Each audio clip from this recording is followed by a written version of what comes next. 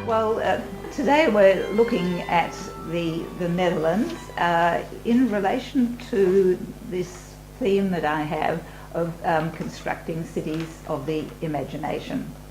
Last week we were looking at the myths of Venice, and I want to continue this theme next week as well with the myth that Paris constructs around itself. And what I suppose I'm really trying to say with these three lectures is that we still absorb and are inspired by these mythical creations or narratives that cities have about themselves. The one that we were looking at with Venice was Venice's founding myth, where they related themselves to the Virgin Mary, in other words, wrote themselves into Christianity and in particular into the New Testament, and that's actually quite important in relation to the myths that we're going to see with Amsterdam and the Netherlands. Also, they managed to do the hard juggling act of actually having a myth of creation that related to the Virgin Mary, but also relates to Venus, as we saw, to the pagan gods.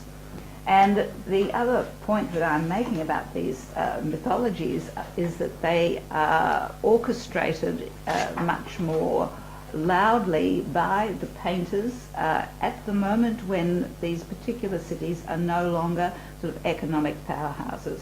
So at the 17th century, in the Baroque times, when Venice has lost its sort of basis, it's lost its power, it begins to turn itself into a city of entertainment relying on the old myths.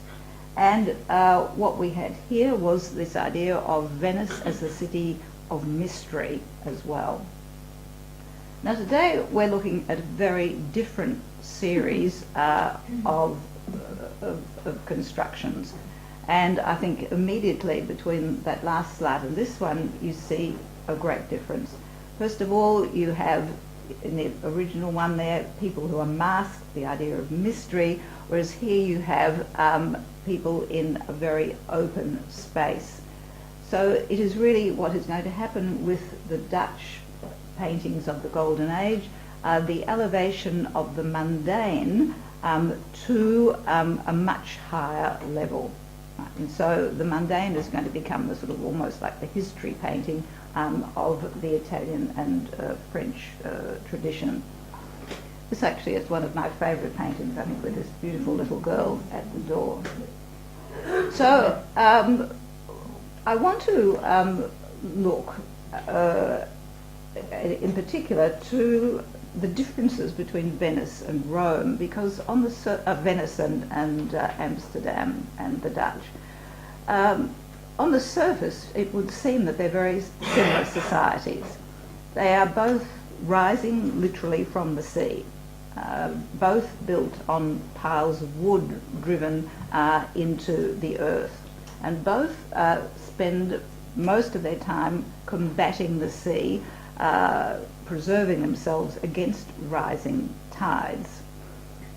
Because of this, they both become great merchant navies, and both have great empires. The Venetian Empire extends out through all of the Adriatic and the Mediterranean, and of course the Dutch Empire will go all the way out into the New World, into Indonesia, Brazil, and so on.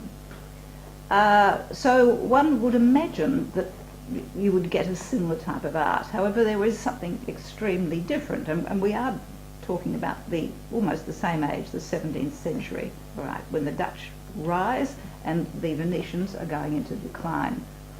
There are two major differences, and the first one is that the Venetian Empire was based on the old monarchical structure, which is hierarchical, or in other words, you have a king. It's not a king in this case, it's a doge who is elected, but he's only elected from a group of royal or aristocratic families.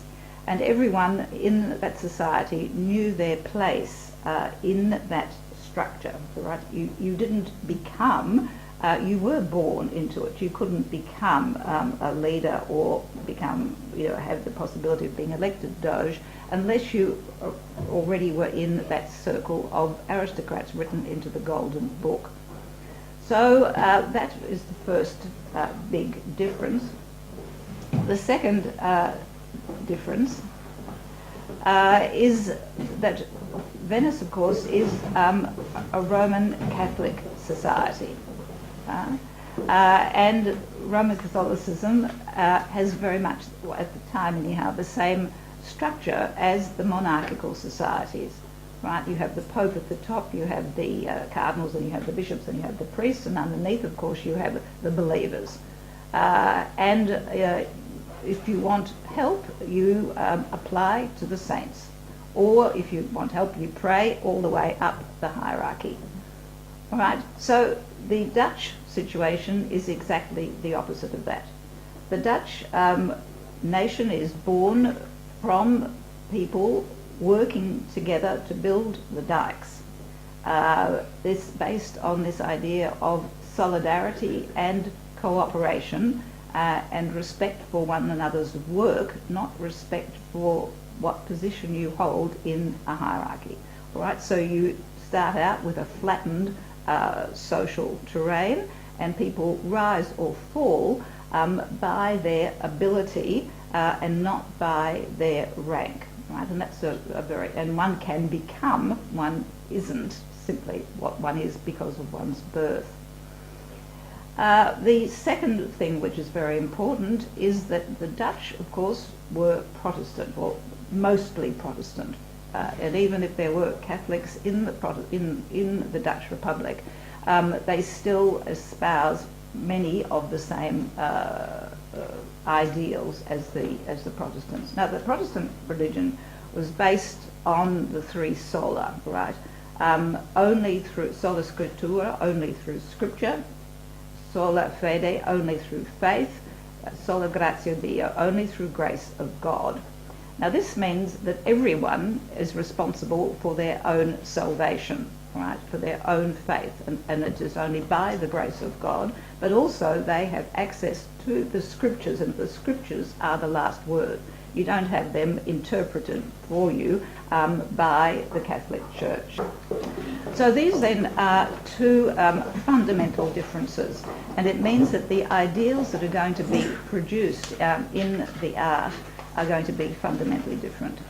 What you're going to see in Dutch art is the elevation of moral rectitude, of diligence, of vigilance. One has to constantly make sure that one is not falling into sin, because it is one's own responsibility if you do.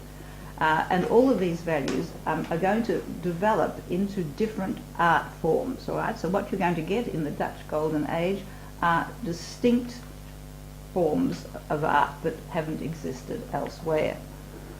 The Dutch, however, do have their founding myth, and this is a myth about the Batavians. Now, the Batavians were a tribe, I think it was about 200, started about 200 BC, and their main leader that is of interest to the Dutch is Gaius Claudius Civilis.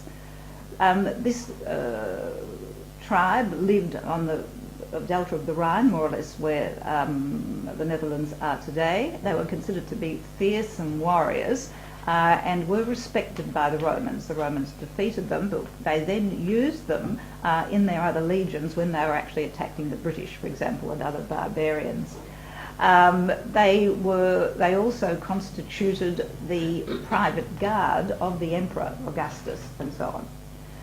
However, during the reign of Nero, the leader of the Batavian Guard was summarily executed, and his cousin, Claudius Civilis, was put in chains. He was released, however, and he goes back and begins an uprising against the Romans, an uprising which was extremely successful. And so for a while, it looks as, in fact, they actually get rid of the Romans from their territory. So this founding myth then is of the Batavians, all right, and you're going to get the ships, the great merchant ships of Holland called Batavia, and in fact Jakarta was originally called Batavia before it was given its new name. This, of course, is the great piece of work by Rembrandt, which was painted for the town hall, and I'll mention this later.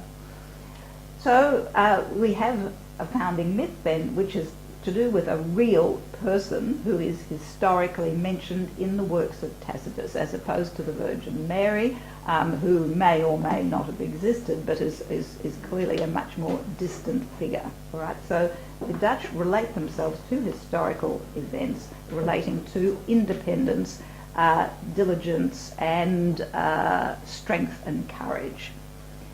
Now, I need to actually look. This is, unfortunately, is quite a long lecture, and I'm not sure that I'll get through it, but we'll try. I want to look at the formation of the Dutch Republic, and it starts with Charles V, who was the Holy Roman Emperor. In fact, the Habsburgs owned all of this territory. The Habsburgs, the Spanish Habsburgs had Spain. All of this green area is directly under Habsburg rule, whereas most of Germany is sort of by proxy. All right, so as you can see, they really owned or ruled over most of Europe. In 1555, Charles V, who was really going into decline, has decided that he's going to abdicate and go to a monastery, and he gives his brother, all of the Austrian part, to his son, Philip II. He will give Spain, Spanish Habsburgs, and all of the rest of that part of Europe. Now, there is a man who is revered by the Dutch, known as William the Silent, the Prince of Orange.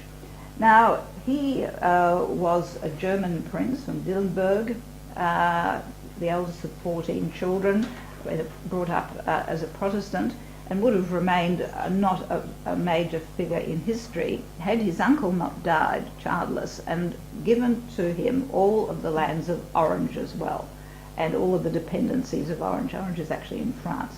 So in actual fact, he ended up being one of the greatest landowners of Europe. And Charles V does a deal with his parents, saying that he wants him brought up as a Catholic. In fact, in the will of the uncle, he could have this land if he was brought up as a Catholic. So he is taken to the court of Charles V, and there is more or less the same age as Philip II. He is extremely sophisticated. He will speak about 5 languages, is a very personable person. And becomes a leader in the army. However, when Charles V abdicates, his other son, Philip II, is not happy with the situation in the Netherlands. Charles V had already been worried about the spread of the Reformed religion, and also very much worried about taxes. All right, they weren't getting enough out of the Netherlands. And so begins to impose more taxes and impose Catholicism. And he puts his half-sister, Margaret of Parma, as regent. She's in Brussels, but as regent of the Netherlands. And then begins a first stages of persecution of the Protestants. To cut a very long story short, William the Silent, and he's named this, finds out about this when he is actually at the French court, and the French king's blabbing on about, oh look, this is Philip's going to do this and Philip's going to do that, not knowing that William of Orange didn't know anything about it. That's why he's called William the Silent. He keeps very quiet and goes back and begins to work more or less against Philip II. To cut a very, very long story short, there is persecution. Margaret of Parma, there's representations to Margaret of Parma by these sort of kind of pirates who are located out of England, were tolerated by Elizabeth I, and she suspends this Inquisition for a while. And it is during this time that you get the great iconoclasm of 1566.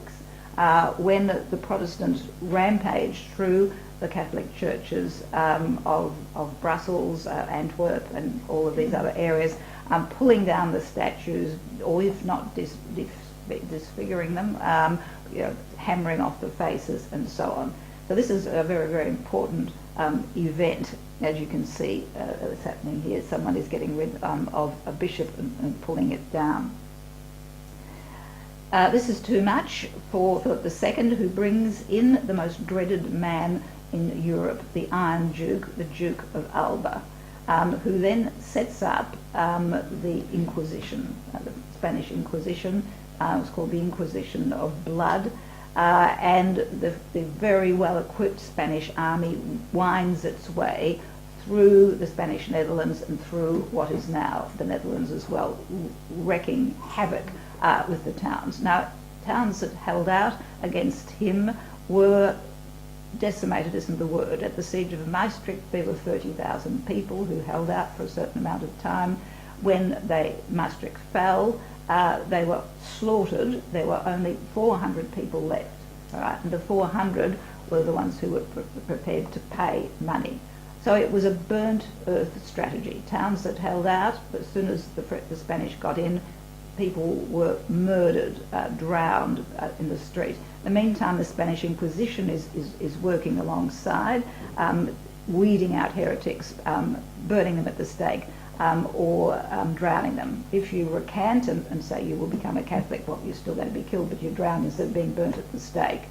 It was a most appalling time. One of the great, so this is in 1581, under the leadership of William of Orange. These 7 provinces break away from the Spanish Netherlands, leaving what is essentially now Belgium and Luxembourg as the Spanish Netherlands. So you actually get a division here between Protestant and Catholic. Right, it's not quite as, I mean, there certainly were no Protestants left here, but there were a considerable number of Catholics who were against what was being done by the Duke of Alba. In fact, they sort of said that the Duke of Alba was the main mover of the formation of the Netherlands. Now, just as an example of we were talking about Venice, where you have ceremonies which commemorate great things that happen. Remember the Bucentoro? Well, here you will have a ceremony in Leiden, which relates to when Leiden finally is relieved from its siege. And this is a time when they have to breach the dikes, and even then the Dutch fleet under William the Silent can't get in because the waters are too shallow, and finally the wind changes and the Dutch fleet can come in and relieve these people who have been starving, and they are given bread and herring. And so this is on this particular day each year they all eat bread and herring. It's probably a day to stay away from, if you ask me.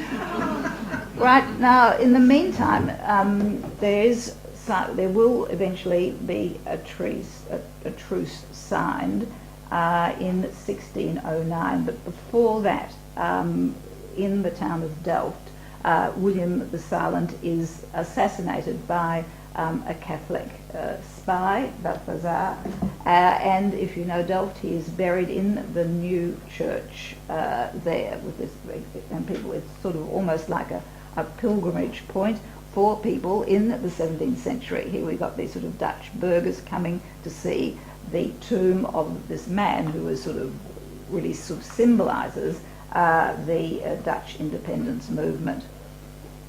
Well, there is finally a truce which is signed because basically the Dutch, all their trade has stagnated.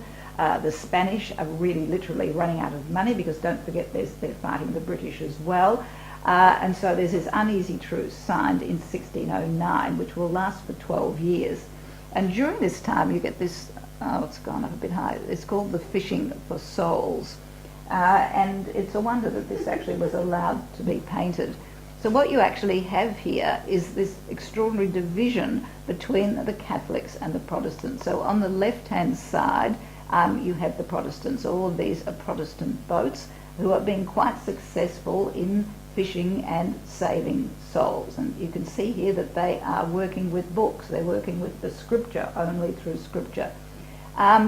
It was considered a very partisan painting, and so the artist was actually asked to paint over the fact that the Catholics weren't getting anything. In fact, all they were getting were crosses and bits of gold, and so he painted over a few people who were being saved by the Catholics to make it look sort of more even. However, over here you have all of the princes in Europe who side with the Protestants. You have James I of England, you have Marie de Medici, her son Louis XIII of France, and you have the two remaining princes of Orange, William having gone. And things are looking good over here. You have trees already in bloom, and you have a clear sky with the birds flying overhead. You go over to the Catholic side, it's not nearly as good. You've got trees that are completely dead. You've got storm clouds coming up, not too many birds here. You've got the Pope being borne aloft by these red cardinals. And over here you have the people who are the Catholic monarchs, for example, Philip and Margaret of Parma. So this then is this sort of art which is now beginning to look at what is going on. However, in 1648, there is finally the Treaty of Munster, which is signed, and this is when Spain finally acknowledges the 7 provinces as being an independent state. And here is one of these marvellous paintings that the Dutch are so good at, and we'll look at in a moment, the group portrait. Now, this is what the Netherlands will look at. These parts here will also become, all of this will become Belgium, and France over here regains Orange. So the Dutch Golden Age then lasts more or less 100 years, and it's at the end of this time that you're going to get the sort of the most number of paintings painted. So the Golden Age is marked by the migration of skilled artisans from the north up from the south up to the north, right? Any Protestants and even some of the Catholics, all of these people will congregate in the north. So there's a brain and a skill drain in the Spanish Netherlands. It's during this time that you will get the creation of the Dutch East India Company, which is going to be the first sort of multinational company which will explore the world and bring back many things for the Dutch Republic. Related to that is exploration of the world, but also this intense interest in science, right? An interest in the here and now, which is translated into the Dutch Republic by interest in lenses, really looking at things in telescopes, interest in anatomy, the study of and also cartography. And this comes from being a Protestant country also, not putting off one's real life into the afterlife. It's because this life here is what counts, and you have to make the best of it that you can. All right, so there's a completely different mindset which will develop, and there will be much greater tolerance of other religions and other ways of seeing the world. And this indeed is what the Dutch are now famous for. The Dutch are going to have to juggle rather difficult things. For example, on the one side, with being Protestant, you have this emphasis on piety and morality, but during this period of extraordinary wealth, there is the worry that you're going to fall into materialism and prosperity. So one has to be constantly vigilant of oneself and of the society around you, and this is going to translate in many pictures of people constantly cleaning things as well. Well, the town hall is built, and I remember the town hall, so to speak, that we looked at with Venice was the Doge's Palace, right? An extraordinary, glittering affair with all of these wonderful artefacts that had been brought us from Constantinople. Not at all with the town hall in Dam Square. It was built with the almost as soon as the Peace of Munster was signed, and it was built very much with the idea of it being a reflection of the cosmos, that it would reflect the values of the Dutch Republic. And these are the values such as vice, virtue, justice, ability to arrange finances and so on. When you walk into the main hall here, there are going to be maps of the northern and southern hemisphere, and also a map of the northern sky. All right, this is of course reference to the exploration and the empire of this tiny little republic. And also at the same time, of course, the Dutch are going to develop the first finance model, which is the first stock exchange to deal with the trade that is coming through. Now, this town hall, you have Atlas upholding the world, and Atlas was one of the titans, and he represents strength and endurance against all odds. All right, and so this is strength and endurance against the invasions of other empires, but also strength and endurance in the face of onslaughts onto one's religion.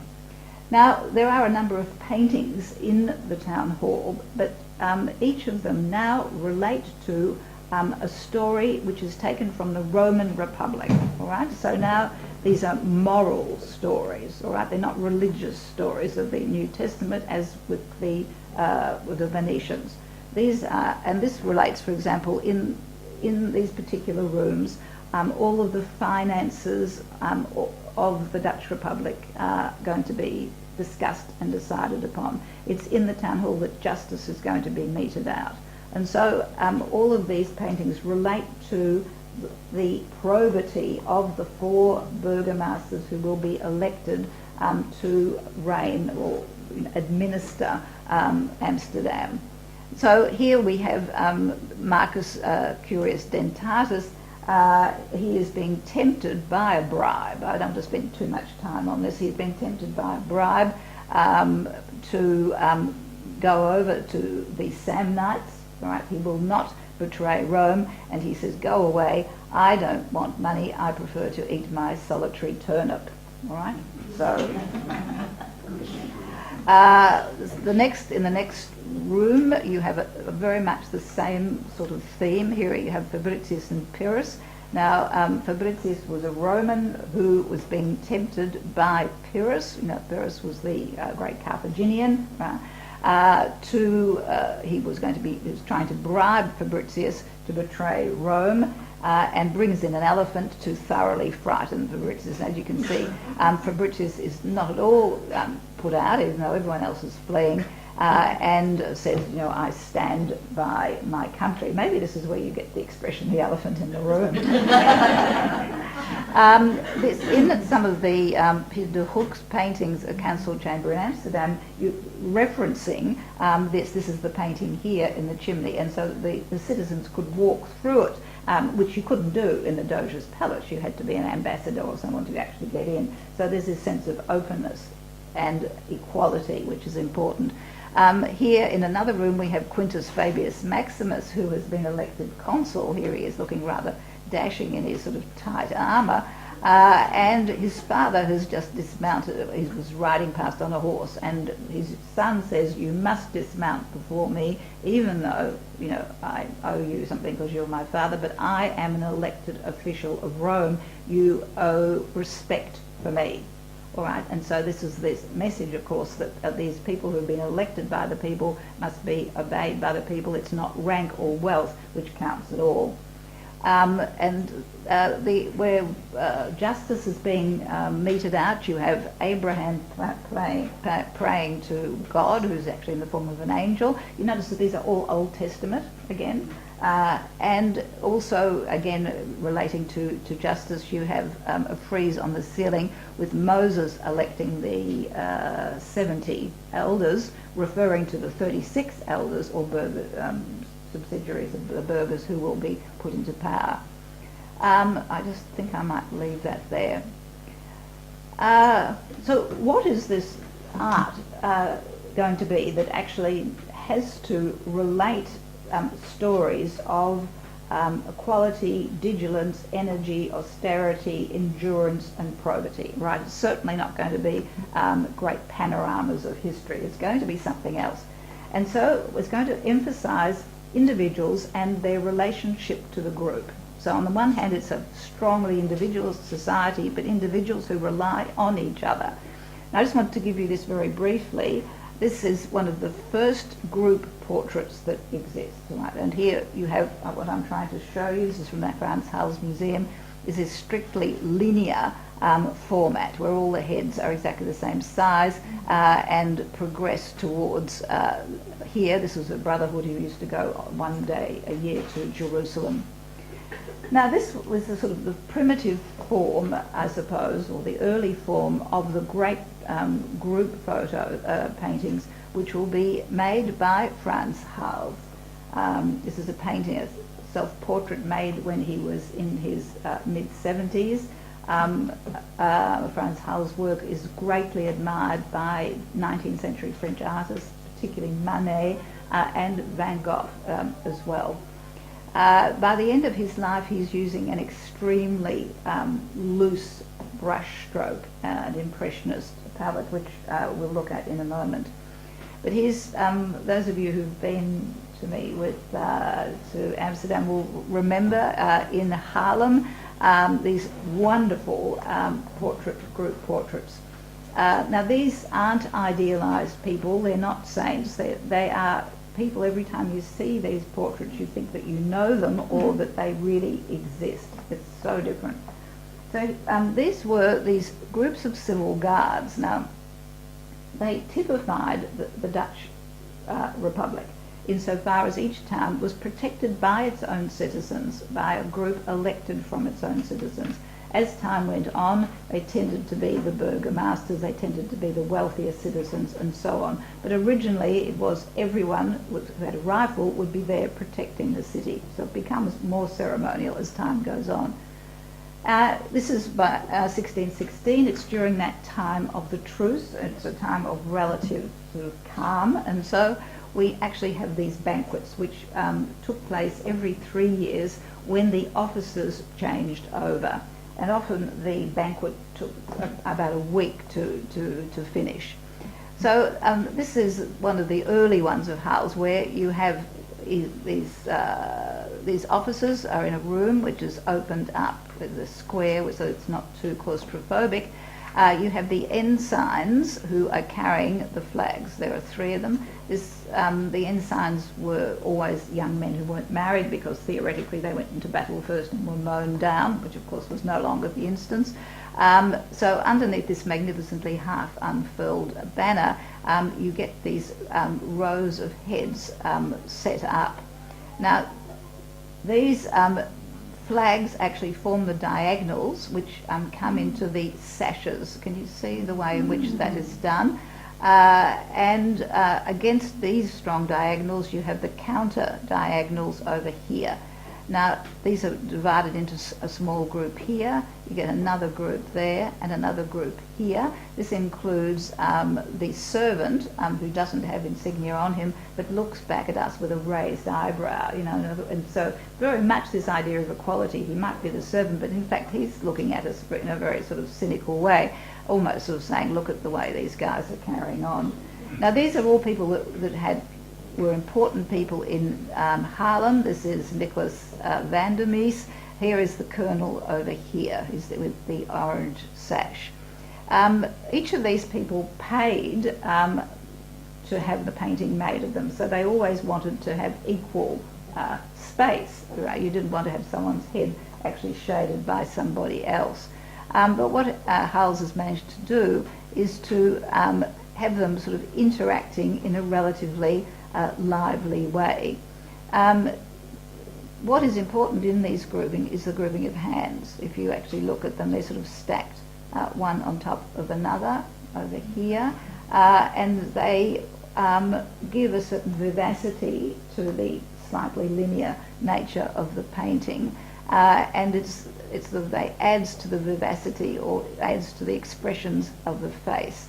All right, here you have the speaking hand. Here you have the sort of very austere hand. Here's someone looks as though he's going to throw a knife. He's actually carving. Also references to the sort of wealth and prosperity of Amsterdam. Remember in the Marriage of Cana we had the beautiful glasses and so on the table. It's the same thing here. He has an aristocratic pose, coming virtually out of the picture plane, sort of elbowing his way through the crowd. And I think it's something like 11 years later, the other Civil Guards group has their portrait painted. And there is more innovation, again, by Hals. Again, we have the ensigns coming in across here, so you have a line coming through the ensign through the sashes down here. Can you see that? And you have another line going over here, so you get a kind of a crisscross formation. In the centre, you have this dividing line which divides the two groups, but this group is looking over there and this group is looking over there, so they're interacting. And in the background, you have this lovely sort of positioning of the glass. He's saying, look, I need some more wine. This is how you shut. Don't do it at a dinner party near you, however. All right, and here you have the servant about to fill the glass. Unusually, there's a dog. There usually aren't many dogs. All right, so this then is the basis or the type of painting that will be the inspiration for The Night Watch by Rembrandt. It is wrongly called The Night Watch because the pigment in the paint darkened. It was thought in the 19th century that it must have happened at night. In actual fact, the real thing is the company of Franz Banning-Koch. This is the man here. All right, now you can see the innovation that has been made by Rembrandt. Instead of having a stacking of heads or linear grouping of heads or simply diagonals or sort of, very strict proportions, he has turned it into something which is happening. All right, it's almost at the moment when Banning-Clark has opened his mouth and said, and put his hand up, much to say, let's move, that you feel that everyone is just falling into position and is going to move forward. In other words, it's a snapshot of a moment in time. It's not the sort of eternal sitting that you had before with the other portraits. The light, of course, is exquisitely used, coming over from here. So the open hand, which virtually comes out at the spectator, when you're standing in front of it, you feel that they're coming towards you, as you can see with the foot forward and that foot slightly on the back foot, this foot coming forward. You've also got this sort of this halberd coming out into, almost the space of the spectator, and also the light, the shadow that goes down. Can you see the shadow on the tunic of Wilhelm? I can't remember his surname. Now, because these were the Cloveniers, he had to actually put these gunmen in it, and so you actually get three aspects of learning to fire a musket. Here you're loading it, there you're aiming it, it's being fired, and here's someone cleaning it, so that's that. But the rest of it, you're actually getting the drum rolling, the movement together, and this impression that it is something that will happen in 1 second, and if you look at it again, it would be completely changed. This is the headquarters of the Cloveniers. Doylen was, and in fact this was just about a block away from our hotel, the Café de Harenne. On the first day you walk past that. That's where that painting originally was hung. Now, the little girl in the background is supposed to be the mascot of the Cloveniers, whose emblem works of like claws, and she actually has a chook, upside down chook, with the claws there. It's also thought that this is actually Saskia's face, his wife, who had recently died. He'd actually put her face on the little girl. So it's a kind of mysterious, but in many ways she sort of represents the kind of soul, I suppose, of the Cloveniers.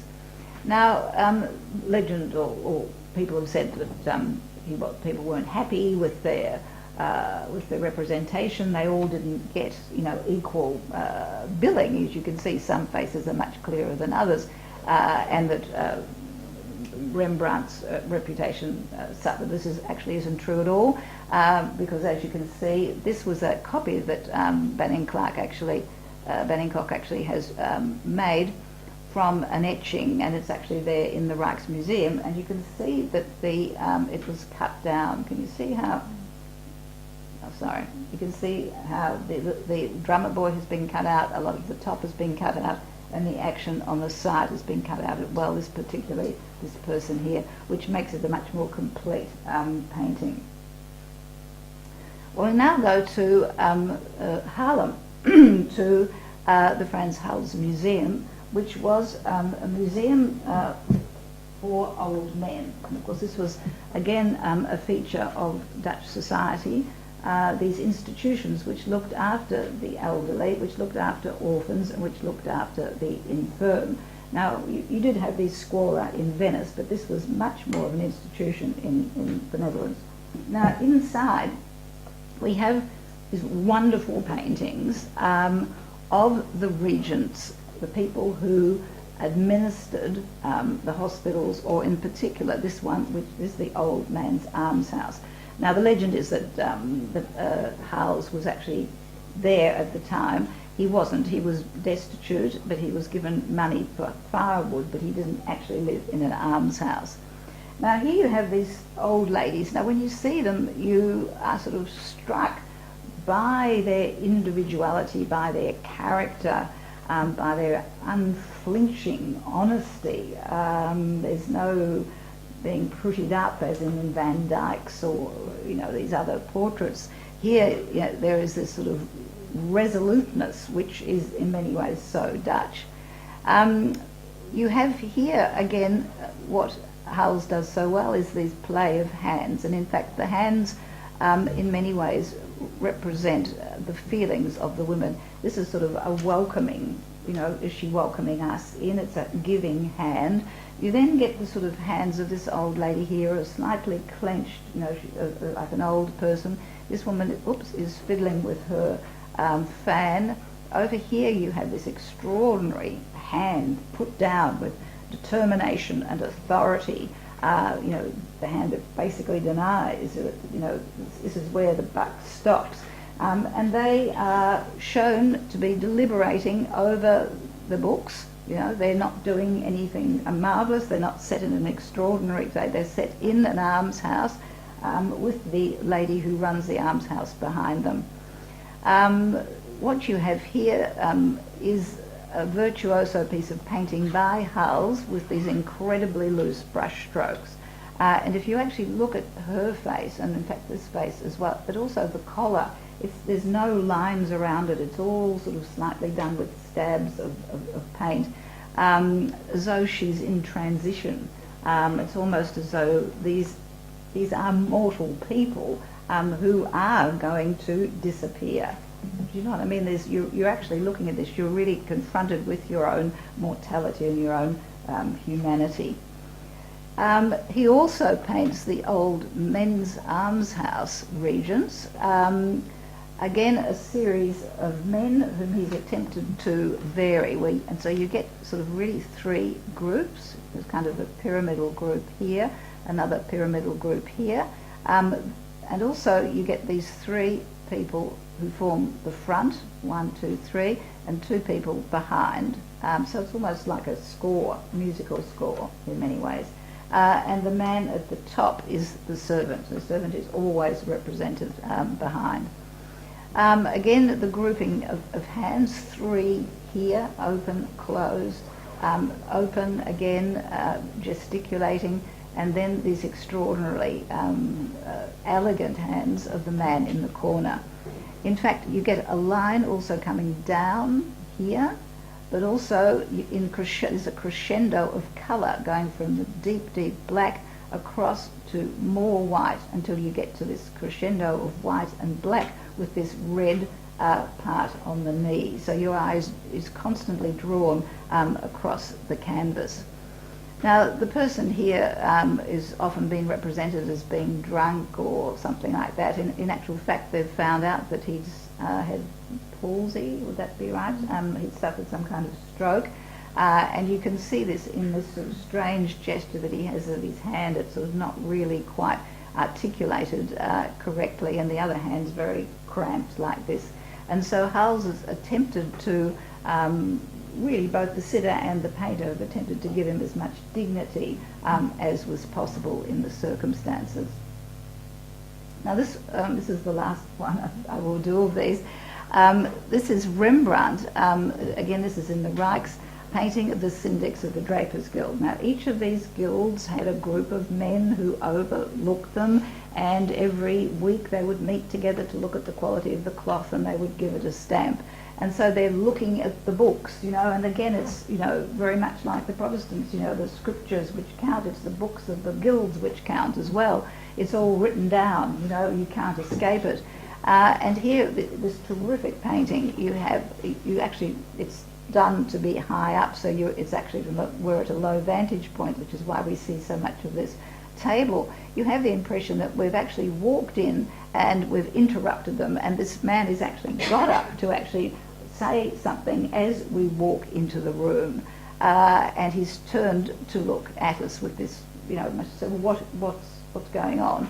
The others are looking over here, the servant as well, and this man is looking directly at us.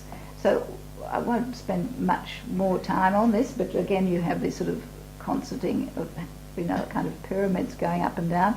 With X-rays they've shown that Rembrandt moved the position of this man several times until he found that this was the best position, because this is where he there's almost a kind of a vertical here with the horizontals going across there. So what Rembrandt actually manages to do, as you will see with the Night Watch and with this, is that he adds another element into these paintings, and it's the element of time. You have that moment when the drum rolls and Banning Cocks says, "Let's go," and here you get the moment when the syndic actually just is got up to meet us, right? It's very much like a snapshot. It's a very modern way of looking at groups. Just to emphasise again this importance of duty, of doing one's duty correctly. One is elected to do duty. Here we have the burgher of Delft and his daughter. Now, it's a puzzling painting to begin with. There seems to be someone sitting out on his stoop out here. His daughter, beautifully set up, walking past some flowers, and then obviously an old beggar with the little girl down here. Now, if you go to Delft, again, what you can do with all of these paintings, you can locate this directly, right? It would have been just along here. I think Simon Schama has come up with the interpretation of this painting that, in fact, it's not that he's not giving her any money, it's the fact that this is a license to beg, right? So if you wanted to be a beggar, just the way in the city if you want to be a busker, you actually have to have a certificate, all right? So it's a very regulated society, and all of this is done out in the open. There's none of these backroom deals. So even if you're a beggar, you need to be, have a piece of paper. But also there's a side issue, whereas the little girl, extraordinarily dressed, tripping off, could possibly be a vanitas representation with the flowers which are going to fade, just as she's so proud of her extraordinary clothes. She could better watch out. She could end up looking like that. Now the last of these, there are a few more portraits to come up. One of the great paintings of Rembrandt is the anatomy lesson of Dr. Tulp. Now, Rembrandt was, I think, only 25 or 26 when he comes from Leiden into Amsterdam, and through his connections is given the commission by the man who will become the mayor of Amsterdam and the leading physician or anatomist of the day, Tulp, who changed his name to reference the tulip. Right, he had a sort of, I think Christensen was his surname, and he changes it. Very, very upwardly mobile, right, the sort of thing you could do in the Dutch Republic. Now this is a sort of virtuoso piece, and after this is what will form the renown of Rembrandt as a portrait painter, and after this everyone would want to sit for Rembrandt. We'll see some of these paintings in a moment. Every year, the person who was in charge of the anatomy would give a demonstration in what is now the Waag. Do you remember walking across that square? It's the old Way House, and then it was part of the city walls, and the theatre would have been up here. It's actually now a cafe.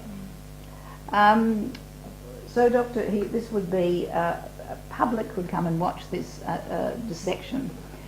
Now, Rembrandt has represented the moment when Dr. Tulp is dissecting the corpse. Now, the corpse is someone who has just recently been hanged. You know, you wouldn't want to have a couple of day-old corpse. It's not really correct insofar as anatomy lessons would have proceeded by emptying the stomach first, because that's what rots first. But Rembrandt doesn't do that because it would take away from the expressive nature of the hands and expression of Tulp. So he wants to emphasise simply the tendons in the arm. So this is what Tulp is doing. He's picking it up, and with his other hand he's demonstrating how the tendons work. And doctors who are anatomists have said that it's an extremely correct painting of the tendons.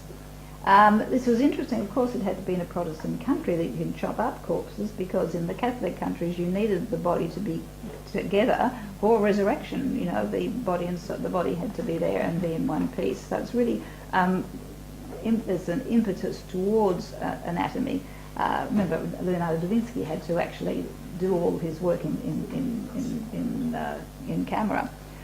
So what we have here then a really new way of depicting heads. All right, they are on top of one another. However, they're all looking, but they're not actually looking at this. They're looking at the book, and this is a book of a textbook, probably of one of the Romans. It could have been Galen or one of the great Roman writers, and so they're comparing that with what Tulp is saying about it. Now, we now get a series of portraits which demonstrate the Dutch upper society. This one is theoretically Maria Tripp. Now, this is the daughter of a family which had made a fortune in armaments.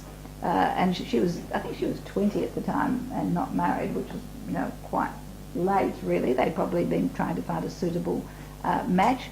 But there's this extraordinary attention to the detail of the lace, of the beautiful jewellery that she has, the sheen of the materials. And so there's this Dutch emphasis on the sumptuousness of the here and now. Do you know what I mean? The Dutch revelling in prosperity, revelling in the textures of this, very different from the sensuality of the Italians in many ways. This, I think, is another one of Rembrandt's masterpieces. It's the preacher, the Mennonite preacher, Anslo, and his wife. Now, when we talk about the Protestants, you know, in the Netherlands, you mustn't think of them as a united bloc. There were the Calvinists, there were the Lutherans, there are the Anabaptists, there are the Remonstrants, and there are the Mennonites, all of whom sort of jostle with position and have different positions on predestination. This group in particular, they're sort of the ancestors of the Amish in America, with this idea of emphasis on the spoken word as being most important, more important than visuals. And so what you get here is this man who is preaching, and the emphasis, the light falls on his face, his hand, and the book. All right, he's preaching from the scriptures, right, like a Protestant, but speaking about them. And so it is the speaking which Rembrandt has tried to portray, right? Not so much a likeness of these people, even though it could be a group portrait, but it's the action of the speaking of the word.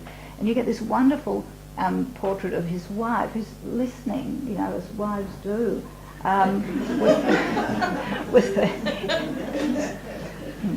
with the head on one side. But can you see that? Sort of respectfully and yes, you're right, dear.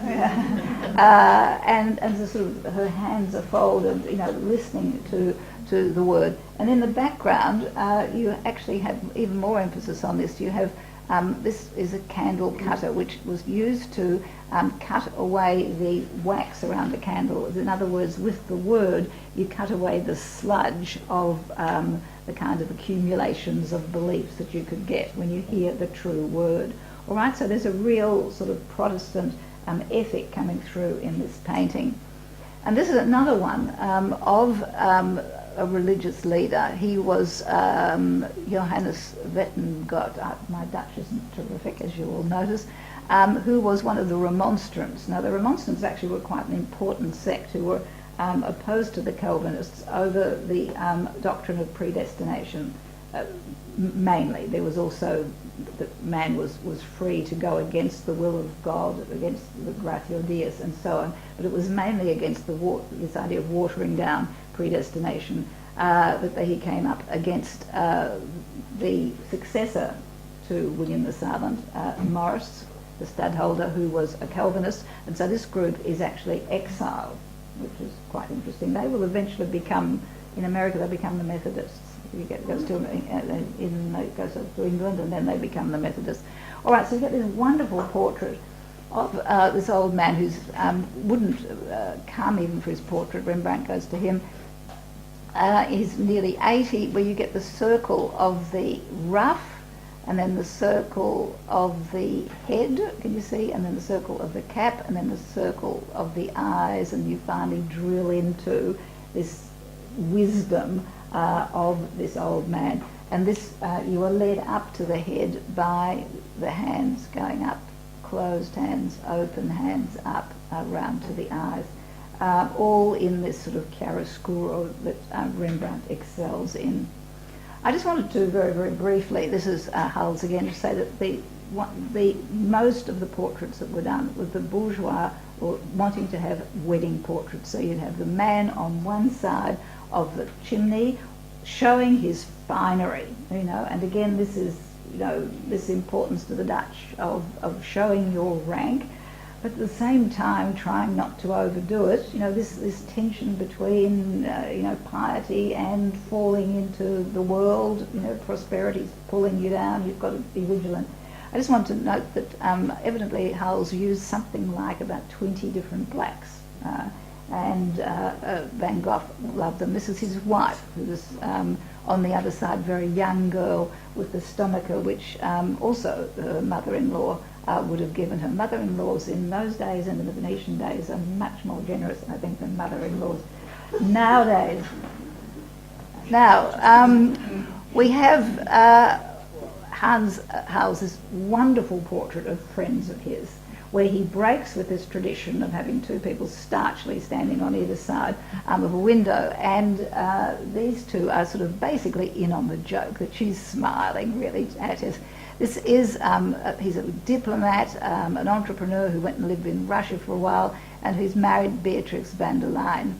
So instead of standing starchily and to attention, they're slumped against each other, with their arms entwined, just the way this tree and this sort of ivy is entwined. So it's really sort of a really lovely picture of people who have just got married, and there's this real sort of melding of the two. So you've got this rather fine glove which sort of feminizes him, and then you've got her hand which is actually sort of, you know, without the glove and looks much stronger, which sort of masculinizes her. So you've got this sort of blending of the two. And she has her hand down in her lap. She has the ivy showing faithfulness, and he has the thistle, which is supposed to be masculine faithfulness. You've got a tree growing out of it. But it's almost like, again, like a snapshot. They're having fun, breaking the tradition of the wedding portraits. Now, still life is extremely important. And the main thing that we're going to look at here is tulips. Tulip mania, of course, was something which was extraordinarily in 1637. It's one of the sort of examples of futures trading. The tulip came across from Turkey. People wanted it because it was beautiful. They bred it into extraordinary colours. These are kind of what they call parrot tulips. You get the Semper Augustus, which are the most extraordinary of them all. And people then started wagering on tulips. Tulips that were still in the ground were being sold for a piece of paper, and then that piece of paper was being sold on, and so on, until you get to the stage where one tulip bulb, which was actually in the ground, was worth something like a canal house on the Amstel, which is like a mansion in Toorak, for example, or 10 years of someone's labour. And finally, in 1637, the government has to intervene. People are being ruined, and they pull back to a certain stage of the wagering, and people lose an immense amount of money. So you have a number of these paintings which are portraits of these flowers, which never would have actually been there together, because you actually don't get primroses and roses and tulips all blooming at the same time. So it's very much a set piece showing this extraordinary wealth. I mean, if you're wealthy enough to have that many tulips, I mean, to us it's just a few damn flowers that won't sort of stand up, get near the heat. I don't know if you remember Judith giving you some tulips that flopped in 5 minutes. But all right, now we have wonderful paintings of tulip mania referencing this collapse. And so here you have, this is Jan Bruegel the Younger, showing monkeys. So here we've got monkeys who've made an incredible killing over having sold these tulips, and they're wealthy as anything. Here you've got someone with his list of tulips, studying them. Here's someone over here, he's got a tulip and he's got a bag of money. Here's someone who's about to sell, he's shaking hands, he's pointing to the tulip. Another monkey here. However, on this side, what's happened when tulip mania has struck, at least when in 1637, when the whole thing collapses, the bubble breaks. He's actually burying all these tulips. They're worthless. He's actually urinating on some. Here, these people are counting their money. Are they going to exist? He's going off as a hobo. And there's someone over there who's being buried. All right, so this was what happens, this moralising story of what happens when you relate to or indulge in gambling and not sticking to the straight and narrow. This is another painting. This is Flora's Wagon of Fools. So here you have Flora with tulips, and she's got a flag of tulips. And next to her are 3 fools. This one is overindulgence. This one is avarice. You can see his bag of money. And this is loose talk. And he's telling these people.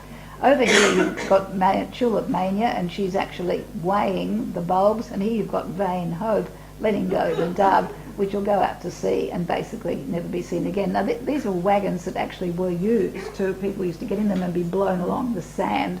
And here you actually have the artisans who are running along, having let go of their tools to vainly get on the bandwagon of tulip mania. And here you have the old church in Delft.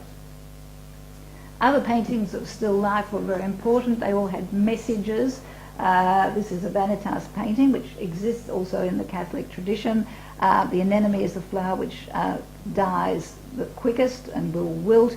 The skull, I don't need to mention. You've got the clock, which is wound down, and it's not going to be wound up, as you can see it's over here. The candle, which is about to go out, and the letter, which will disintegrate. In other words, vanitas vanitarum, or vanity of all life, and these are the treasures of what one had, which have been broken open. Now, as you know, there are numerous paintings. The Dutch don't invent the still life painting or the banquet paintings, but they develop them because everyone in the Netherlands wants a painting. At one stage there were more painters in Haarlem than there were bakers. Everyone, the British again, I hate to always mention the British, but the British were prolific letter writers. And so we get their opinions, and they're amazed that even people like, washerwomen have little paintings in their houses. So what you have here, they're always just on the brink of the same sort of idea of plenty, but being very careful that you don't fall into the trap of forgetting the moral issues of life. And so even while you're indulging in pewter and beautiful surfaces and crystal and eating these delicious foods, in fact the painter is showing how clever he is by giving all the different types and sheens of metal and glass, there is this lemon, the bitterness of the rind, which is there to remind you of the bitterness of sin. By the 1640s, you know, this is now the French will invade the Dutch Republic in 1678, and that's really going to basically bring to the Golden Age to an end. But by that stage, you're getting these extravagant banquet pieces. I mean, there is more and more stuff being piled on the banquet, a celebration of the wonderful textiles, all of this extraordinary food. But you've got the butterflies there, which represent, of course, life. And they only live for a very short time, and it's all over and done with. All right, I want to look at proverbs and hidden meanings, because this was very important in these paintings. This looks like, if you didn't see Allegory of Transience, it looks like a young woman who is reading a love letter. Now, this is something that happens a lot in these French paintings. They've got a man's outfit there, so I'm not quite sure why his outfit there, and he's written to her, but anyway. Over here, you've got references to lust. There's the parrot and the lute, which is turned over, you know, the stringed instruments, you know, music is the food of love, and so on. And she's dreaming away, whereas an old woman is leaning towards her with a flower which has wilted, and in case she didn't get the message, she's got a skull on the other side. So this is this idea of, you know, youth and beauty, it's all going to pass. Moral uprightness is something which is eternal. Now, this is one of, I think, is extraordinary. This is in Haarlem. It's what is going on here. Well, first of all, the story, which was supposed to have happened, was the Beguine were kind of, you know, lay women who lived together. A nun or a Beguine was supposed to have given birth, and she protested that it wasn't true, and they said, well, if someone comes in and squeezes her breast and milk comes out, that means that she's given birth. So, for God knows what reason, they get a monk who comes in and is looking slightly embarrassed, squeezing her breast. And of course, no, there is no milk, but there is wine. All right. So in other words, this, you know, reference to transubstantiation. A much easier interpretation is that this is against the depravity of the clergy, of the Catholic clergy. All right. So you can read it whichever way you like. Now you get these wonderful paintings by Steyn. Now there. In all of these Dutch paintings, you have proverbs or sayings, and there's books of proverbs which form the sort of basis of many of these paintings. And because we no longer know them, we can't actually interpret a lot of them. One of Bruegel's paintings has something like 60 proverbs, and it's impossible. So anyhow, it's called, is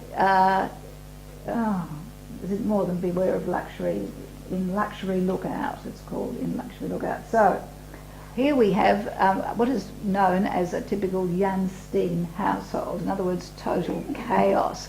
The lady of the house, and this is, I hope I'll have time to give enough talk to this, the lady of the house, the housewife, was the kind of reduction, the microcosmos of the Dutch Republic. Everything that happened there would be multiplied out throughout the government. She was the one who was upright. She was the one who was the incarnation of Dutch morality, and she taught the next generation. Well, here she is sound asleep, and one of her children has got into the cupboard and is taking things down. The dog's actually eating the pie. The baby's got a string of pearls and is playing it when throwing things on the floor. The master of the house is playing up with a prostitute here, who's got her hand in a rather sort of funny position to have a wine glass, if you can see what I mean. And you can, the reference is, of course, we know what's going to happen soon. They're being admonished by, he's got flowers, he's admonished by a Beguine. You've got a man here who is literally a quacker, who's got someone, a duck on his shoulder. In other words, he's just reading and speaking useless words. And then there's all of this music. You've got a pig coming in here. There's fire in the hearth, and then there's the bitterness of life. It goes on, and there's a total mess. It looks like when the grandchildren have been through the family room. I'm sure you've also had that. And so, but above all this is what will happen if you allow this to occur, and you actually have a crutch and a beggar's bell. So you will become decrepit physically, and you will end up being out on the streets begging. I'm just going to give you one more. And the proverb here is, as the old ones sing, so pipe the young. So So here you've got references to music making. Now this old guy, this is supposed to be toasting the christening of the baby, and he's got the father's christening hat. Now he's obviously, the idea is that he's probably not the father, but he hasn't noticed. And she's got a great cleavage, and the baby looks very, very cheerful. The old lady there is saying, you know, singing out this proverb, and you've got all of this sort of same sort of things. You've got broken eggs on the floor. That's reference to broken virginity. You've got the children here drinking wine. You've even got the master of the house teaching his son how to smoke, and over here he's blowing bubbles of vanitas. All right. So again, watch out again how you teach your children. Just very, very quickly, the doctor's visit. She's supposed to be deathly ill, but in actual fact, by burning a piece of rag soaked in urine, he can tell that she's pregnant. This one here is supposed to be a tavern scene, but if you look closely, he's pulling her over towards him. In the background, the dogs are sort of engaged in activity. We've got the lute turned again towards the wall. You've got people having a bit of a cuddle in the background, and then you've got the beds up here. So it's obviously not a tavern, it's a brothel. But this one I think is wonderful. This is De Bock. Now there are numerous painters of the time. We always think of Vermeer, who is one of dozens and dozens of these Dutch interiors. And here you have a widow who is doing the right thing. She has baskets of needlework, and she's peeling an apple. And you have a plate of apples here. The candle's gone out. In other words, she's in mourning. But this beautiful little child is staring up into her face. You know, what is going on? The child is wearing an extraordinarily over-the-top hat, all right, which is inappropriate for her age.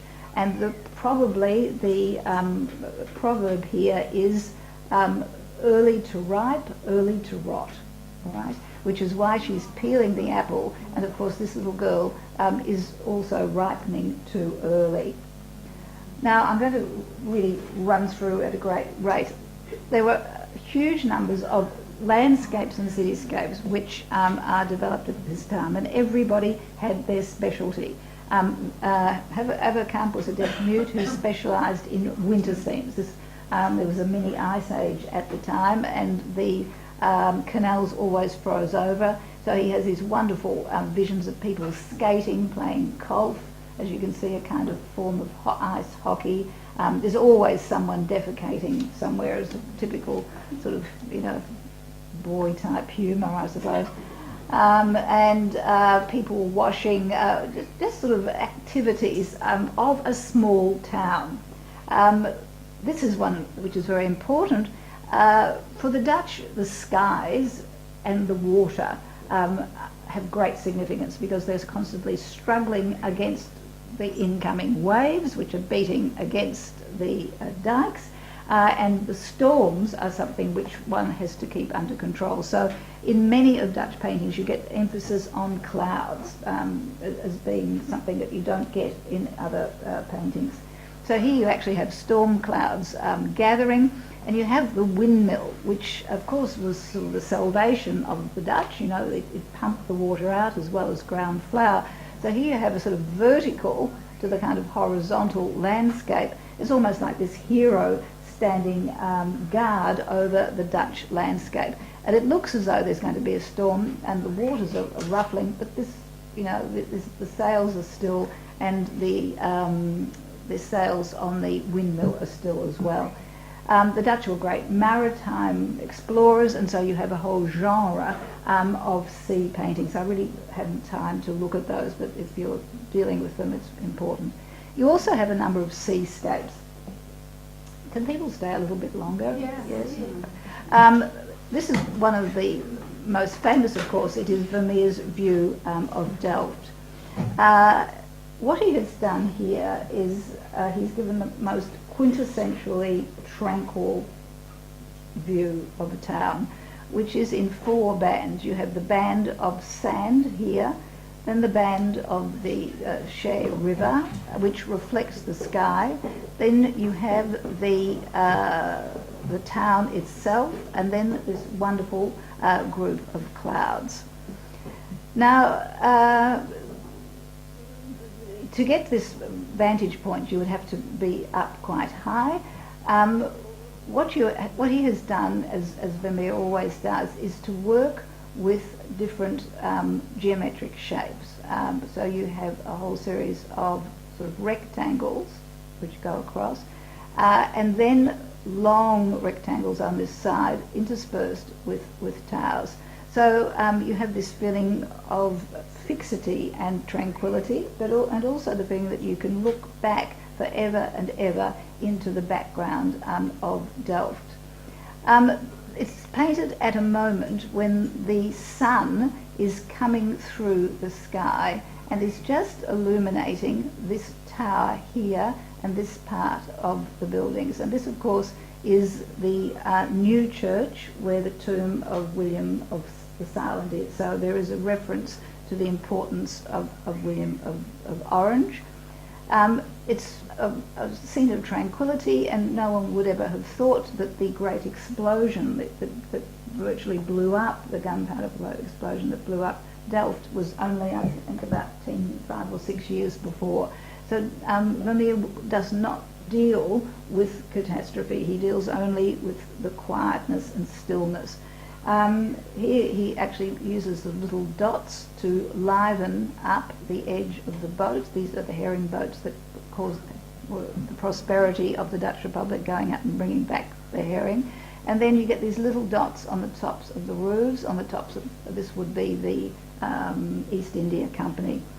So, in fact, if you actually go and stand there and look at it, he has manipulated the shapes considerably into a beautiful panorama.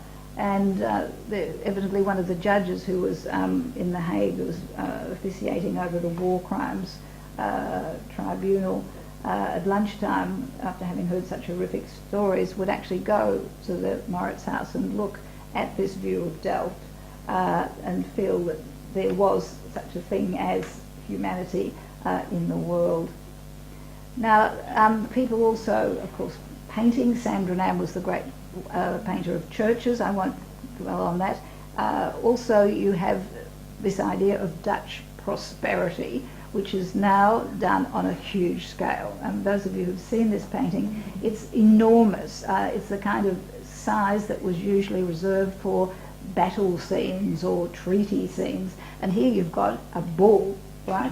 So not just a bull, but a bull who's sort of very fertile. You can sort of see his testicles. These have got the testicles, at least the others, have pressed against the ground. It's really a sort of picture of the sort of fertility and prosperity of the land. And here you have this enormous sort of dung heap, which has just steaming in the foreground, which is so typical of Dutch art. It's not something that you really would get elsewhere. I want to look in particular at the importance of the home. All right, now we have the little street by Vermeer. Now, when you cast your mind back to the paintings of Venice, right, remember they were always of majestic vistas. They were of amazing buildings, beautifully clad. Here you have the most modest of dwellings in the extremely modest street. What you have are a cluster of buildings. Look, you can even see the cracks that are in them. But if you look into this painting, you see your eye goes back further and further and further, and as far as the eye can see, you see clusters of these little mundane buildings. In other words, there's this sense of neighbourhood, of people living together in close proximity, all being the same, working together. So it's, again, as I said before, it's the mundane being elevated to a moral level. But also you have the sense of openness here as well. As you had people in masks in Venice, here you have a woman with her door open doing what women should do, which is, in the Dutch Republic, which is needlework, or cleaning, right? And this cleaning of the street and cleaning of the alleyways was important. They all cleaned their own street. There was not really a boundary between public and private space. right? It was, you should always be able to look into a Dutch home the way because they had nothing to hide, all right? They were morally pure, and this is what this cleaning was about, this getting rid of the impurities of the soul as well as the dirt on the streets. So I think this sort of, you get the values of individuality, but together, groups living together, diligence, and the Dutch work ethic. Where would you find in French or Italian painting people sweeping the streets? Seriously, just think about that. Now, we have a number, Peter de Hoek does, he also is a painter from Delft, and specialises in interiors. Now what you have here is a woman, it looks as though she's praying. She's not praying at all. She's having her hair de-liced. All right, so there's a big difference. If you saw this in a Catholic tradition, that would be what it was. It would have been prayer. Here it's the practical idea of keeping people clean, of aiding others, and so on. But also you have this delightful ordered Dutch interior. There's not like Jan Steen's, everything it has a place. There's an animal which represents the heart of domesticity, and you go out through here and you look out and there's all of these rectangles and squares which give you a sense of tranquility. You can go right out further. You can live in these paintings, you know, for a long time. And of course they have paintings on the walls. I thought this was a very good example of the numerous occasions of a mother delicing her child. The little boy's just come in, sort of, you know, patiently waiting. He's got his ball there, and the two heads are sort of one on the same diagonal. The mother's bent and the child's head bent up. This sort of tender sort of union between them. And it comes from a poem. There were a whole series of how-to-do books you had in Holland at this time, or in the Netherlands. A bit like the series of, you know, the Internet for Dummies that you get now. Well, this was, you know, how to do things, how to write letters. And one of the poems which was in this says, comb and comb again, and comb again, and not the hair alone, but also all that hides within, and not the hair alone. All right, so it's you're grimacing. No, it's the idea of getting rid of the louse of the soul. And I think this is a beautiful painting of the little boy, and there's emphasis on his deloused scalp, and the dog. And it's not an aristocratic hunting dog, you know, as in Gainsborough. It's not one of the cute little Van Dyke cuddly dogs. It's just a little mongrel, probably, and the look of the dog's eyes, you know, just a little bit wary what's going on. But this emphasis of the light here and the light on there, and this, again, this idea of diligence and of looking after people who are quite possibly not as fortunate as yourself, and this idea of kindness, which is something that is not often painted. I just thought I'd show you this one with Metzer. He was a painter of interiors. Here you have, I think I said that quite possibly a large proportion of the population were Roman Catholic. And they could really only represent this sort of indirectly. So here you have almost like a Pietà with the Madonna and child. As you can see, this is a sick child, but she's got this blue and red, which really does reference the Virgin Mary, and it is a crucifixion painting behind. Again, the painting that we saw before, this sort of moment when the child comes in. Now, I've got so much more to again, the British, and I'm sorry, Lorraine, I keep talking about the British, they were absolutely amazed at how the Netherlands treated their children. The Dutch saw their children as treasures, who were to be looked after and nurtured, and who sort of interacted constantly with them. They weren't, you know, the idea of be seen and not heard. Here the little girl has come in and is chatting to her mother. I'll just leave that. This is what happens when you get old, or as a widow. piety, as you can see, the frugal meal, or here you prepare for your death, and you keep working right up to the end doing lace, but she's actually doing a particular part of lace work, which is the hardest, the end part. So it's a reference to it gets harder as you get older and you need to prepare for this difficult transition. The other relationship inside these houses that I want to talk about is that of servants. And again, other Europeans were amazed at the equality of the relationship between the Dutch and their servants. The Dutch ate with their servants. There was much more complicity. There wasn't this sense of hierarchy, even though, I mean, obviously there was, but it was not as obvious as the upstairs-downstairs thing that we're used to. So here you have, again, De Hoek, who's all of these paintings on the walls, but again, all of this emphasis of triangles and going out through the back, right out, almost into that little street. Can you see that? You could go in there, you can walk through there, little child coming in, and they're talking about the linen. Here we have this sort of Vermeer's famous The Kitchen Maid, which again uses a servant as a monumental figure. Right, this is something that you wouldn't have found in other art. She, her bulk dominates the painting, and she doesn't actually throw any shadow. And by not throwing any shadow, it means that she is distinct from her background. She is shown pouring here, and you have this idea of silence in all of Vermeer's work, but you feel that you can really almost hear the milk trickling. Now what you have here then is a still life in the centre. This monumental woman with her sleeves pushed up, and all in these blues and ochres, and the mixture of the two colours in a kind of green here. Now she looks like a sort of paragon of virtue, but if you look much closer, the household is not as we actually at first glance think it is. Through the light coming in here, you can see there are holes in the wall. Her foot warmer is there, probably representing something about the maid, a little bit of hot to trot maybe. You've got little cupids in the Delft ceramics here.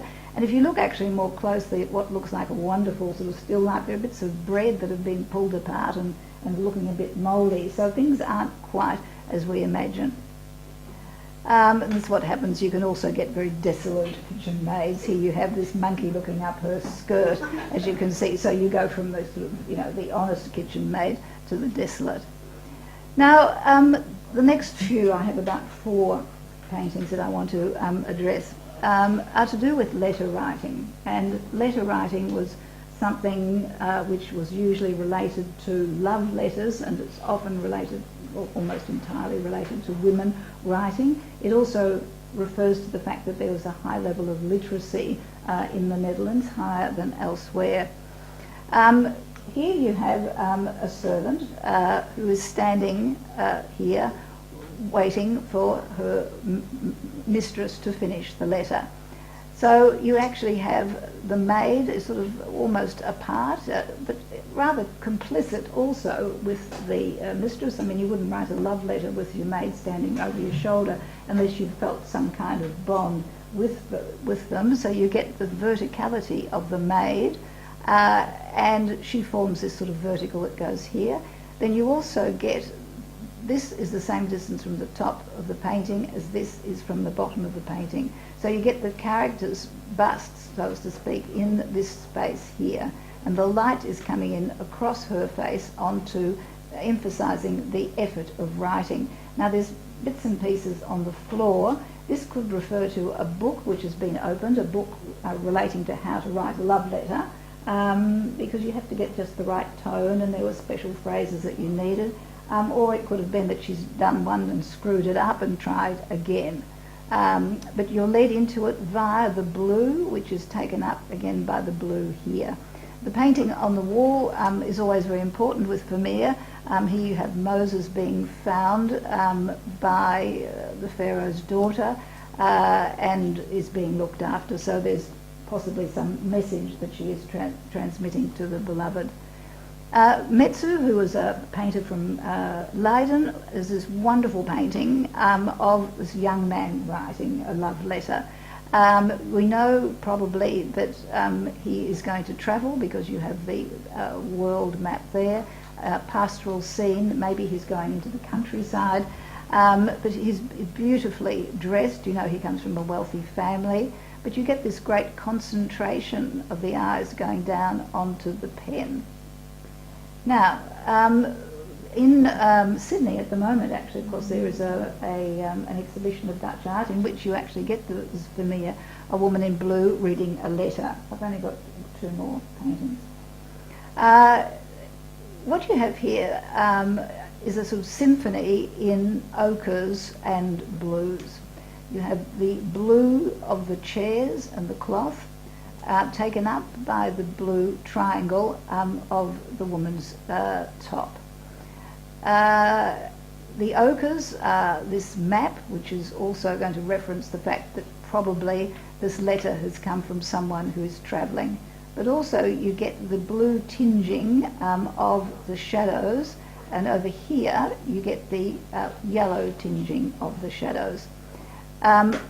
She doesn't cast any shadow, so she is pushed forward into our picture frame, while the chairs do cast a shadow. You have this part of the chair coming up exactly to the end of this knob, so this is beautifully worked out according to proportions and vanishing points. The vanishing point is actually at this point here.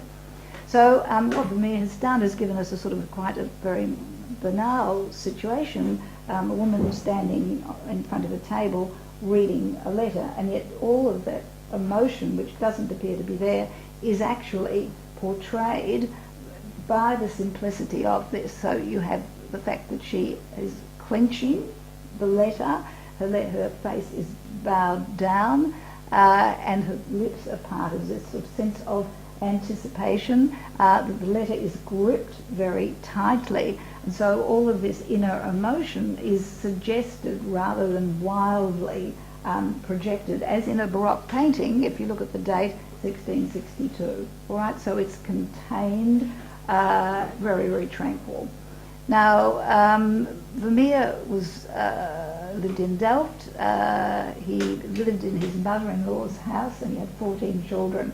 So this sense of quietness that he projects in his paintings quite possibly is the only peace and quiet he gets. But this is a sort of a masterpiece of perspective, balancing of colours, and the message of the emotions of the woman. This is the last painting I want to look at, with Vermeer, a woman holding a balance. Now, it's a very similar sort of painting where you have a very large female figure in an interior. The light is coming through this window over here onto her, and we have a mirror up here. It looks as though she's pregnant. It's hard to tell because of the fashions of the time, but that looks as though what this is. She's dressed in an interior cap that one would have, but it also does in some ways almost reference a kind of, you know, Virgin Mary style. I mean, maybe we're reading too much into it.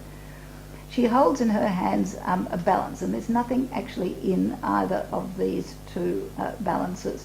But the vanishing point of the painting actually is here, and the central point of the painting is here. And if you actually look at midway, you get the dark frame coming down through the hand, so it's extremely important.